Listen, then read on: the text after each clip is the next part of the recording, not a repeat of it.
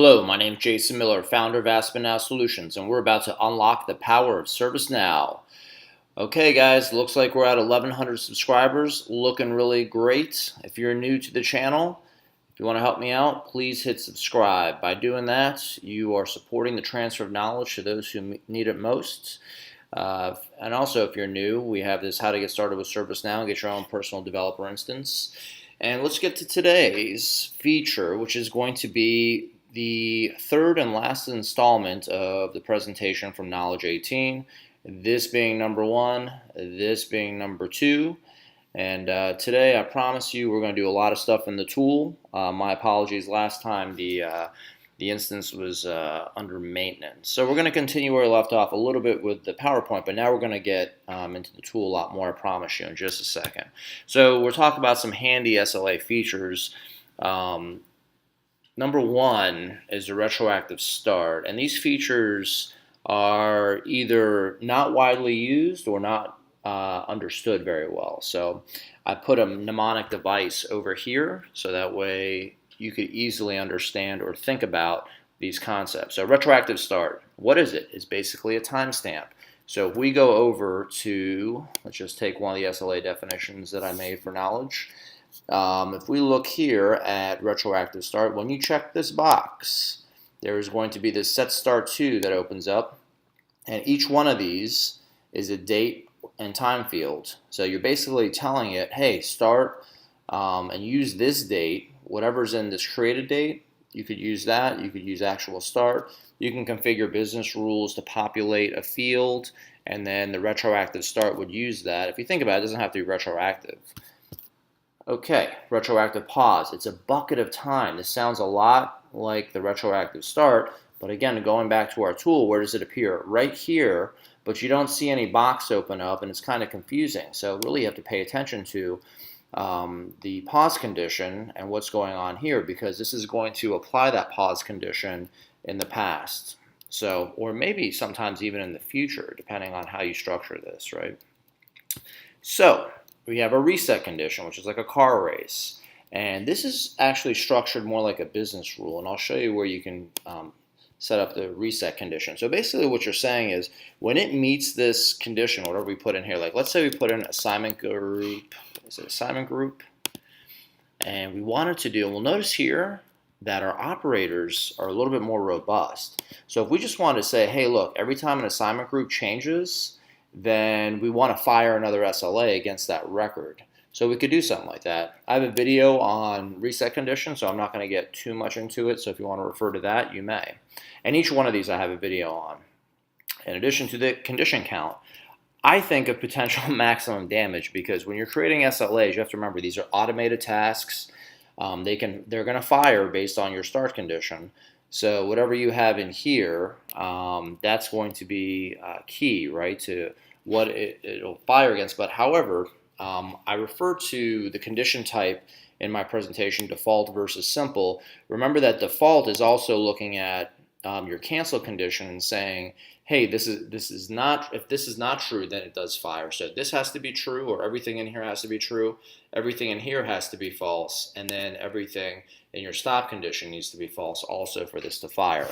So it takes a little bit of getting used to, but after you create enough SLA definitions, you'll understand it better. So condition counts, if I wanted to take a look and preview it, I would see 3 records match this condition. Does that mean that 3 are going to fire? Not necessarily. Again, the cancel and the stop, all those conditions need to be false. Relative duration. Think about the dry cleaner. When you take your clothes to the dry cleaner, they tell you come back tomorrow at 5 or 2 days from now at 5 p.m. and that's it. You can't use pause with this either. I see a lot of posts on the community where people are asking like how they can use pause. You don't use any sort of pause conditions with relative duration, because it's basically that line in the sand saying, hey, look, you're either going to do it by this point or not. And that's one of the beauties of the SLA engine, is that if you don't use relative duration, and I'll show you where you'd use that, which is basically up here, you could do a relative duration here if you wanted to. And there's a video on that too, and I'll show you how to do a little bit of scripting there, so you can refer to it also. But if you picked one of these, like 2 business days by 4 p.m., might even lock us out of the pause. Yeah, see right here?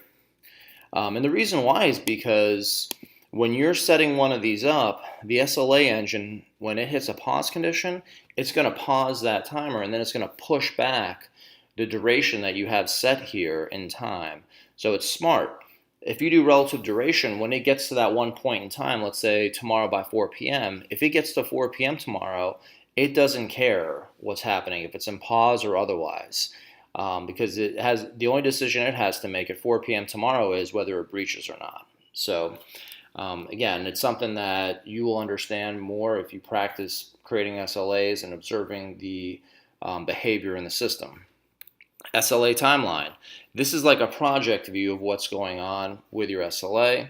I'm hoping to show that a little bit in just a second. So let's go ahead and move down. And here's our condition count. I already showed you that. SLA Timeline, I wanted to show you where you could find it on the incident record. And again, this I'll cover a little bit either in this demo or if we have time. As you know, I don't like to have long videos out there, so if I have to, I'll cut this up and then I'll put it into another video that's all about SLA Timeline. So for the whole presentation, for all 3 parts, here's what I want you to remember, is that building SLAs, just like building an application, you need to think about these things. If you're building a custom app, you need to extend that task table. Make your mistakes in non-prod instances because these things are automated tasks. Again, they will fire and they can build up by the thousands if you don't know what you're doing.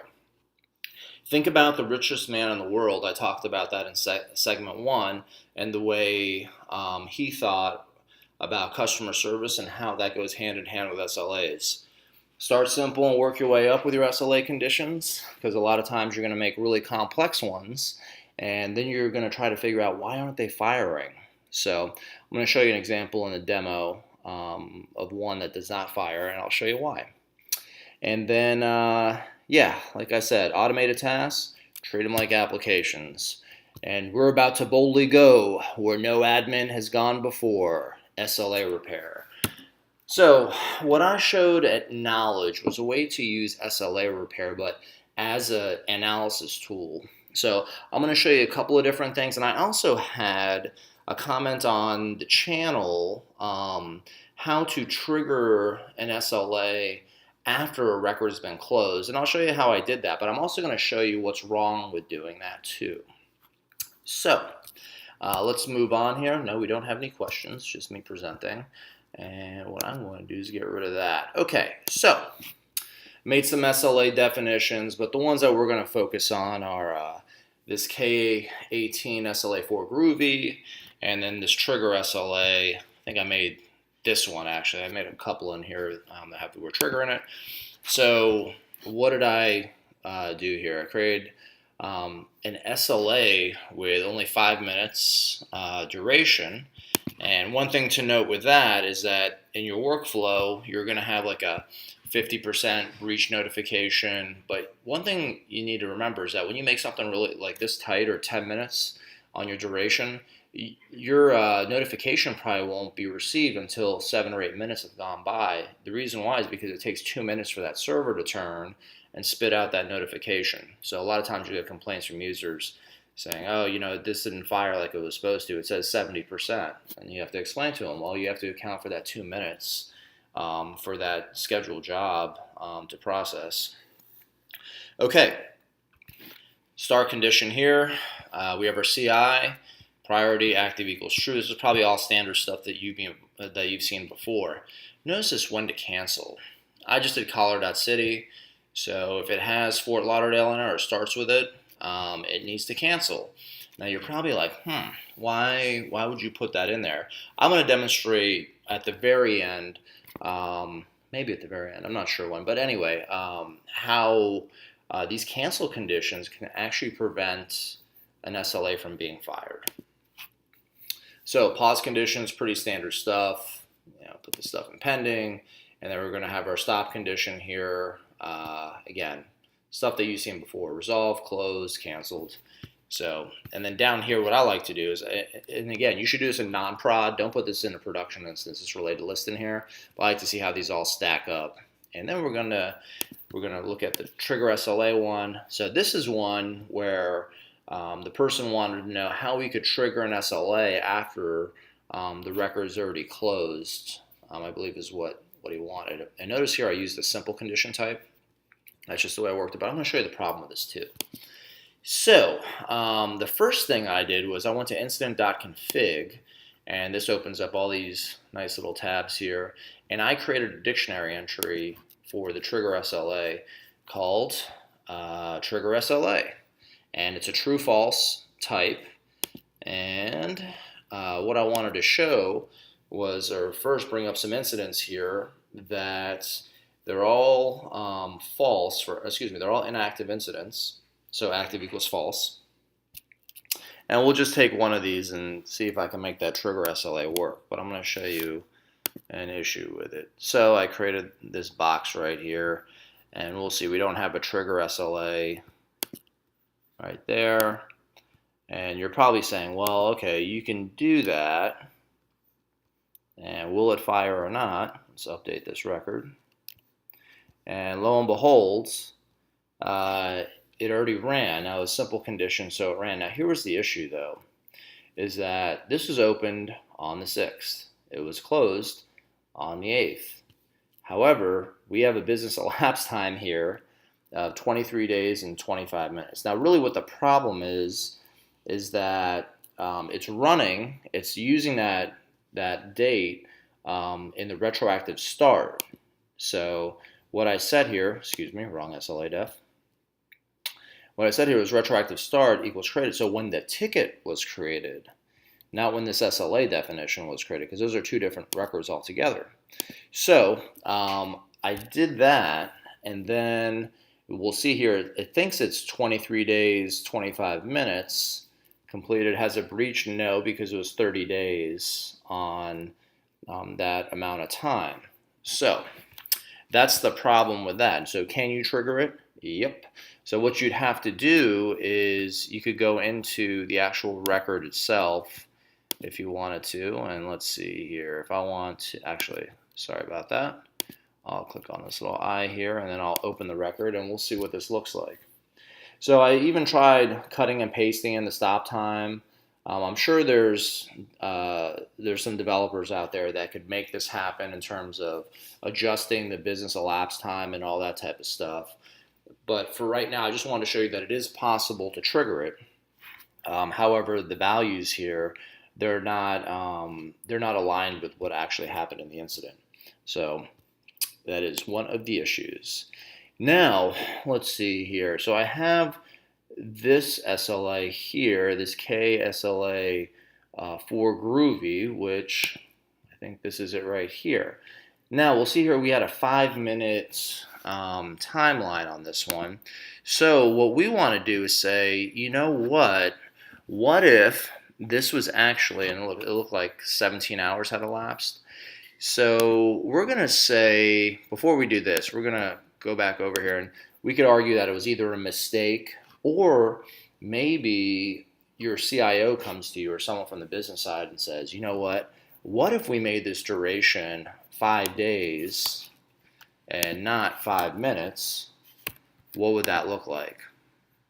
So I'm going to go ahead and change this SLA definition, and then I'm going to hop over here, sorry, that's the wrong one, to this one, and we'll see our has breached is true because, again, the business elapsed time was 17 hours, and that was 5 minutes. Now, when I repair the SLAs, it's going to come up with a box here, and it was kind of running long, so if I have to refresh the screen, I'll go ahead and do that, and we'll see, look, it went to green, right, from red. So now has breached is false, and we're just going to close that out. So now it totally changed it.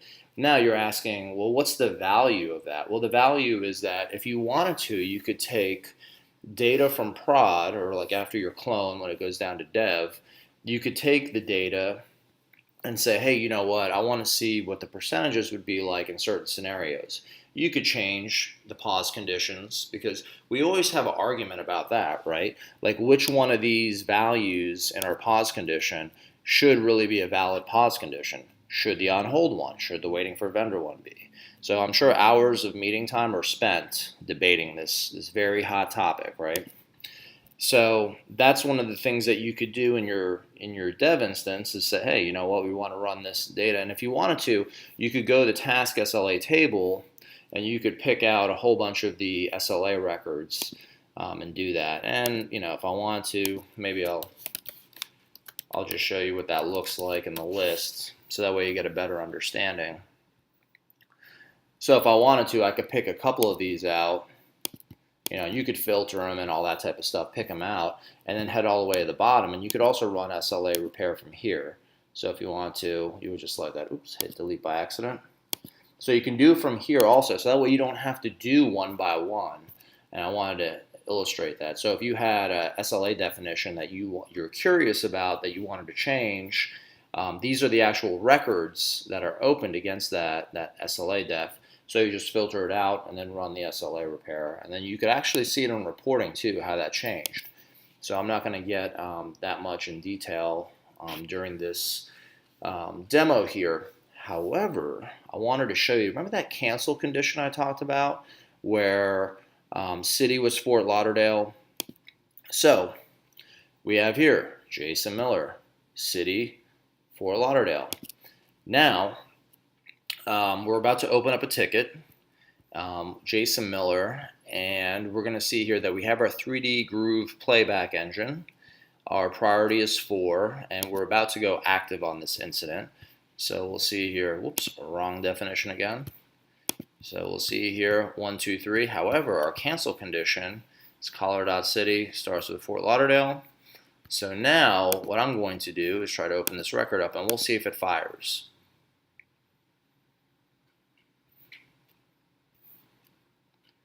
We'll see one fired. Let's see which one it is. And we'll see it's not the K18 SLA one. So that's one thing to be cognizant of with the SLA engine, is that if you're using this default condition type, that it is going to account for the cancel condition, because this is something that I think comes up a lot where people are banging their heads against the wall saying, oh, you know what, I cannot figure out why this SLA is not firing. Well, check your cancel conditions, because most likely there's something in there that is preventing the firing of it. There are some other things too, but you know, you can check out my other videos for that. So that's it for today. Again, if you can subscribe, I'd really appreciate it. We have some great stuff coming up this summer, more content, and please post some comments on the channel if there's something you'd like me to explore. I'm more than happy to do that. My name is Jason Miller, founder of Aspinall Solutions, and we've just unlocked the power of ServiceNow.